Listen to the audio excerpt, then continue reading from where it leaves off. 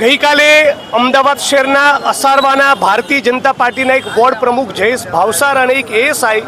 એ દારૂની હેરફેરમાં પકડાયા. થોડા દિવસ પૂર્વે ભારતીય જનતા પાર્ટીના એક નેતાની ખનીજની લીઝમાંથી 3 શ્રમિકોના મોત થયા હતા અને એક ભારતીય જનતા પાર્ટી લોકોના ઇલીગલ કન્સ્ટ્રક્શન ગીર સોમનાથ, કોડીનાર અને રાજકોટમાં મેં પોતે જોયા છે. આજે પ્રકરણ એવું છે કે 2024ની લોકસભાની ચૂંટણીમાં ભારતીય જનતા પાર્ટીના ગાંધીનગર સ્થિત કાર્યાલય કમલમ ખાતે અમારે કેટલાક વાહનોની જરૂર છે એવું કહીને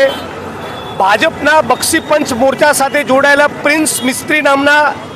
એક ભારતીય જનતા પાર્ટીના કાર્યકર અને ડોડિયા સરનેમ ધરાવતા અમદાવાદ ક્રાઇમ બ્રાન્ચના એક પોલીસ કોન્સ્ટેબલ બંને એક ગુનાહિત ષડયંત્રના ભાગરૂપે 400 જેટલી 4 વ્હીલરો ગુજરાતના અમદાવાદના